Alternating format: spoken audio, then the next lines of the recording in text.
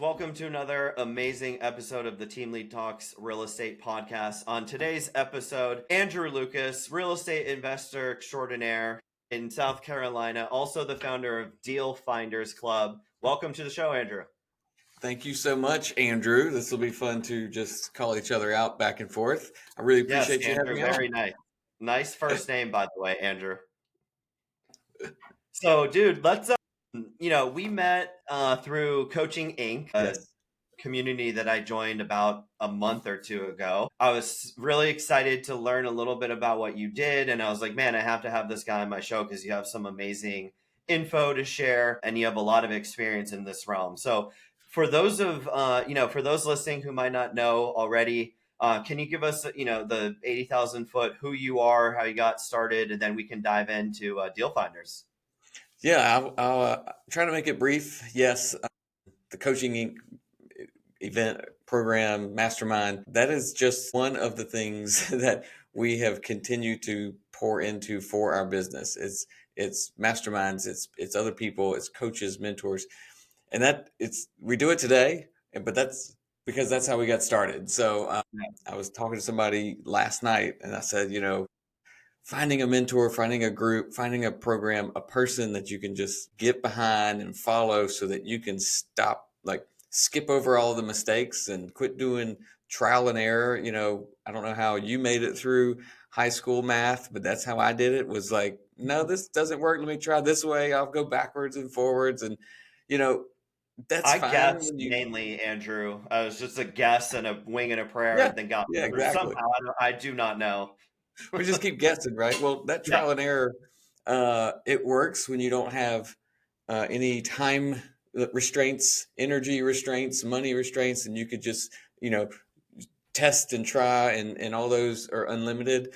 But when Michelle, my wife, and I decided on real estate, it's just like we kind of dabbled in it before. We're making a lot of mistakes, but in 2015, we said we're going to do this. We're going to flip houses to buy rentals to ultimately try to retire her from full-time work into a part-time role.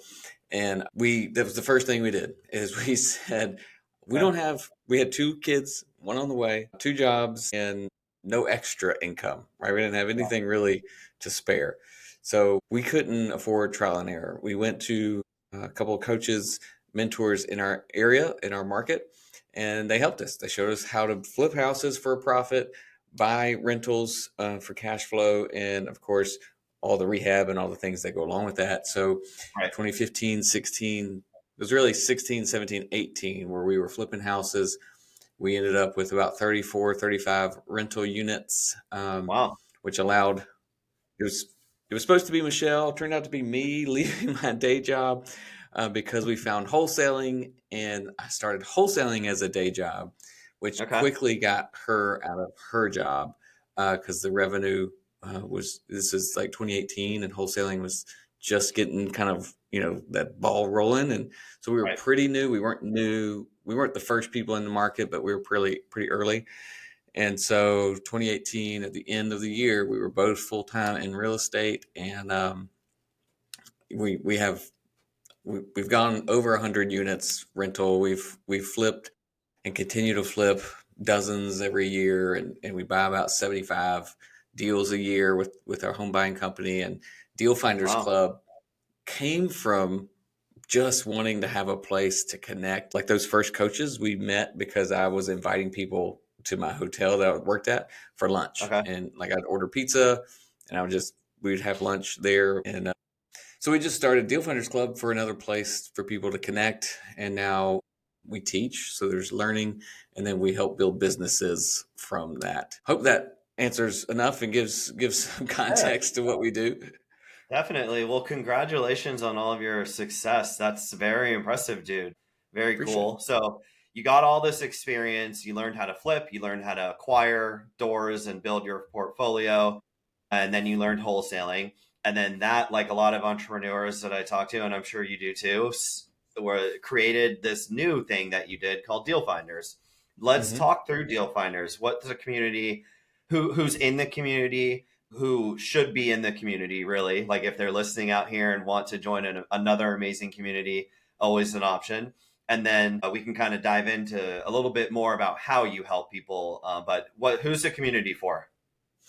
So our community really is for people that they've figured out real estate is their path for either extra like cash flow to be their earned income, right? To Hmm. replace whatever job they have. So going into like full time, they figured out real estate is for that cash flow, that income, or their wealth generation, right? So looking further down the line, you don't have to quit your job to see the benefits from real estate. So they've decided on the real estate industry, but Yeah, they might not know which avenue because there's a lot of different avenues one can go down in real exactly. estate. And then they come into Exactly. your community to learn about the different options there are. Okay. Yeah, exactly. Because I like, yes, I could probably make a pretty good case for why real estate should be what everyone does, but I'm not going to do that. Once you've Right. made that decision and you're like, yeah, I'm going to do that, then join a community. It doesn't have to be ours. I would say join our community. We are local based, like Columbia, South Carolina. We have live events just about every week, but Okay. our communities for anybody. The podcast is nationwide. We bring people on nationwide, and of course, the YouTube channel. All of that stuff is just it's universal, right? It's real estate, and we do it in a local manner, which Okay. means that's the business that we started. That's the business that we run, me and my wife, and now our team. Uh, we treat the business as a local business, meaning um, it kind of comes from our hospitality background where it's a service, right? We're providing a service in every bit we do. Sometimes the service is to, the seller. It could be to the buyer. It could be to the vendors that we work with or whatever, and so we treat all that communication and those interactions as a true service. If you act and conduct your business in that way, you can be a very successful local business and a local home buyer, home flipper, or whatever that is. So that's how we talk about business. Sure. I don't pretend to know how people do virtual investing. We've got a lot of opportunity in our own backyard, and that's what we do. Cool. So just to Yeah. be clear, Deal Finders Club, your community and its members are all local, or can you be anywhere? You just do the live events locally. Exactly. Yeah, you can be anywhere, and if you want to Okay. come to the events, they're all free here in Columbia. We bought an event center and we host the events, and they're recorded, of course, so you can watch from Yeah. YouTube after they get posted. But the premise and the what we talk about and teach and build the businesses that we help build are based on like a local model of I'm a local business person. I'm going to Gotcha. do the deal where I live, wherever that is, right? Right. And so what we talk about is finding your which is incredible. Our podcast, whenever I ask people, hey, where'd you get your first deal, 99%, I think there's been one person said that it was not in their own backyard. Either a friend told them, it was literally in their backyard, like in their neighborhood, um, Hmm. or they got a connection from somebody through Facebook or whatever. But doing real estate where you are, because you have those advantages Right. of knowing the market and the connections and just all of that goes with it. So that's what we teach and talk about. That's the way we build those businesses. So that I only say that because there's folks that are like, oh, I want to do business in 7 different states. I'm like, that's fantastic. You can join our come the Facebook group, join and listen and watch what people are talking about. But Yeah. I'm not going to pretend to tell you that I know how to do that. How to do that part. So, Yeah. someone joins the community as a new member. Walk us through like the first. Do you have like an onboarding? Like, how does one officially like indoctrinate into Deal Finders Club? Yeah, so the club itself is really built on come get connected, right? That when you join the Facebook group, it's free. There's no membership dues or anything like that. We have the online training and YouTube, and ultimately that's getting connected into the real estate space, right? You've learned or you've decided, yeah, this is where I want to go. So just join into a Facebook group and start connecting that way. And so Hmm. that's the beginning and very open. We like to help as much as we can, get people going, because that's how we got started. And if people are looking for, they've really decided, I'm ready to go, I'm ready to buy a house, a deal, I found something, we're ready to go, then generally I say, hey, reach out to me, reach out to our team, reach out to somebody you've made a connection with if you need some specific help, right? And then that would be, we have a group, we have one-on-one, we have partnership deals. We can take people from zero to, to a couple of deals within those programs. But honestly, like, there's so much information, so much education, so many opportunities to get connected just by joining the Facebook group. That's where most of the people remain, Gotcha. in Okay. our community. And who is like who do you like to see in the group? Like newbies coming in that might not know where their first deal is going to come from, or seasoned veterans that are just trying to expand? Like who's the perfect, community member that you're looking for here? Yeah, so the new folks are amazing. That's exactly why we put so much time and energy into our events and our training and our classes. Uh, we do walks. We'll go open up one of our rehabs like next Wednesday, and you just will come through for at lunchtime. Everybody can come, and we'll show you, why do we move that wall? How much does this cost? Where do we get the deal? What are we going to sell it for? So we'll do that for anybody, everybody. So, very beginner newbies, if you will, get a lot Hmm. from that. But then the folks that are already doing deals, those are the ones that are, helping support the community, helping connect the Gotcha. dots for somebody that might have a deal but don't know what to do with it. Um, and those people that are already working, generally what we help implement is what we call our wide fan method, which is a lead source. It's actually like 25 to 30% of our deal flow, of our revenue profit into our home buying business, comes from what we call the wide fan, which is your free leads, your free sources. It's from your networking, it's from creating systems to work with agents and wholesalers and attorneys and get lead flow and deal flow in your inbox every day without doing anything. Just you Right. set up consistent communication like an email or a phone call or a text. We help set that up and put that into your business Okay. as literally a free. If you're out there marketing now, this is, how important this is. The free leads, you don't have to pay for them. They come to you, Yeah. versus the postcards that we send out or the TV commercials that we do. We spend $10,000 on each of those every month. Well, if they bring the same, like each one of those brings one deal, and then our free leads brings one deal. It's three deals, but Yeah. it's, we're saving on the marketing costs as a whole. So that's usually what people are looking to implement for consistency when they come to us and ask for help. If they've done a few deals, if they come and ask for help and they haven't done a single deal, now that wide fan's the first thing we put in, and to Yeah. go get those deals coming.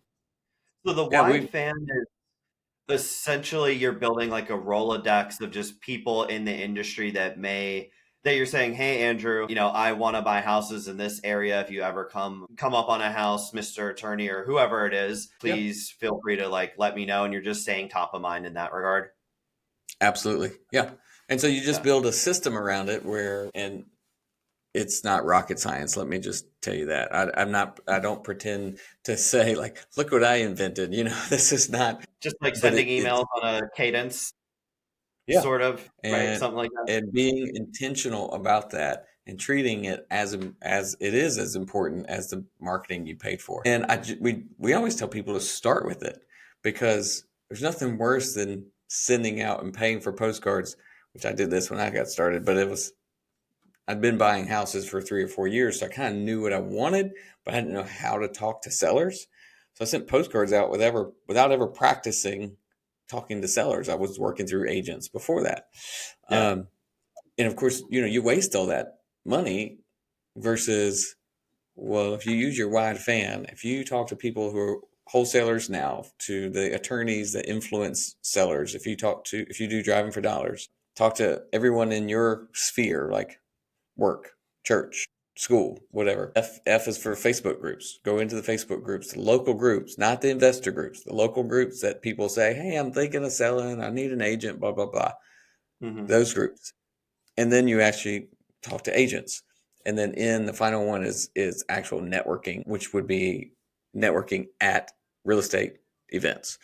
Right. So you use those, but if you put a system behind them, the leads will actually come to you. And what we do is we tell people who are just getting started, go through all of those. And before you know it, you've looked at 100 different properties and comped them and looked at the rehab, and you've talked to 100 agents or investors or sellers or whatever. And once you've done that, now pay for some marketing because you will be, I mean, it's amazing how little new investors are taught to invest in their business. And Right. that sounds like a mouthful, but YouTube, TikTok, everybody says, just go do it. Just do it. Just, you don't need to learn, you don't need to know anything. You don't need to practice. You don't need to invest. You don't need to put 5, 10, 15, $20,000 into the education to learn how to do this business. Just do it. And there's a little bit of like that, what is that, Gary V, or like just the hustler mentality to that. Yeah. But what business owner who starts a business and doesn't like practice or test it or have money to put into it Yeah. and expect it to Grind be through that profitable? early stages to figure it out. Yeah, yeah. Yeah. Like put some muscle and work and sweat into it. But just like everything else, right? You don't learn to play golf by just going out to hit 18 holes, right? I mean, you got to at least swing the club once or twice. Yeah. No doubt. Someone comes into your community, they're like, I'm not really well versed yet. I'm new. You do the outreach to different people in the community to try to get referrals coming in to you for free. I guess it's a sweat equity kind of effort Mhm. there. But once you get Yeah. that and you have it rolling, you never turn it off. Once people in your community that you're coaching or mentoring or helping out do start to close deals, you mentioned then you start paying for marketing. What kind of marketing? Because this is a big thing nowadays. Everyone's like, I need leads. Where are leads? Good leads, motivated leads, not spammy leads. Like, what? Okay, I'm in your community. I've closed 5, 10 deals doing the fan approach. And now you're like, okay, you have some money, you have some capital. What Yeah. would you be telling me to invest in next, specifically? Yeah, so we're seeing, and we've been marketing for, specifically for real estate since 2018, but of course I was heavily in marketing before. But the what we're seeing now is people are is intent based. I know it's kind of like jargon or whatever, but intent based, where people are looking and they are responding and they're coming to you and asking you. And so you get to those folks by they might search for something. So a Google pay per click is what they call it. So it's an ad when someone searches for something about selling a house. You jump Okay. up as an ad. And so that's amazing. The other part of that is having inbound. So we send postcards, hands down. If you've got the time, if you're full time, if you've got someone that can answer the phone on your team or whatever throughout the day, Yeah. if you work a 9 to 5 where if you can't take a call, don't do postcards because they're going to Yeah. call you all day and you don't. If you miss it, it's like again, you just threw that out the It's window. gone. Yeah, it's Andrew, gone. give us a high level, like you send a postcard. What type of messaging is on the postcard? Can you give us an example of like what one of your postcards sounds like? Yeah, I wish I had one right here. Very basic, I guess, is what to tell you. Since we've been doing it, I think we changed some of the words last year, and that's because we joined into a big group that's kind of pooling nationwide data and nationwide discounts and all this stuff. And I mean, they were like, "Hey, the best performing postcard is green or blue, whatever it is." I was like, "Well, I've Yeah. never heard. That's great. Show me the data." Like, here's the data. I'm like, "Okay, let's go with it." Um, but it's very basic. And again, we speak as a local company. And so we say, hey, my name's Andrew, and I'd like to buy a house in your neighborhood. Haven't seen yours yet, but if you're considering selling, would you give me a call or text me? And it's in a Is that handwritten branded? Is it font, unbranded? non branded. Okay. We've tested it all. We've tested branded. We've tested and take the website off. Like, don't have the website. We've tested the website. It's just really basic with the phone number. Has been really good. Now, I'll tell you, the one we're running now does have a picture of us, my wife and I, and our kids. Again, kind of Okay. going into the local feel. And I don't know the data on that. I'm sure we could ask, but I don't know if that's performing better or the same or what. Mhm. Um, but that's something we're testing. We had done that before because we're on a TV commercial and we did like the um, what's it called, as seen on TV. That did not work. So continue As seen on testing, but it TV did. postcard. Yeah, it had that little logo on it, and Yeah. those are the things that we test. But I mean, don't don't get fancy. If you're just starting, just hey, I'm here, I'm local, like I I'm in the area. I'd like to buy a house in the neighborhood. Call or text me if you're interested or if you consider an offer or whatever. Very basic. Super Don't simple. don't Yeah. get don't overdo it. Yeah, yeah. Yeah. So how are you tracking these postcards? You mentioned like looking at data. You seem like a very analytical person. You send these postcards, same phone number, or using your cell phone, using the same phone number, all postcards. Like, how do you know when it's a postcard call? Can you walk us through that like tactical action part of it? Yeah, I love that. So I'll go way back to the beginning because we're kind of helping right there at the beginning of someone's business right now. Is I created what is it called, Google Voice, um, that would ring to my phone, right? And I'm sure there's other things now you can make it better or whatever. Get another phone. But when I did that, then I knew if that phone number rang, it was business, right? So it was for me. It was Yeah. I could pop in and out and take it. But the next layer of that is every postcard design, and you could do every postcard drop or every list, whatever. We do it by every list, actually, not design. Every postcard list has a phone number, a different phone number.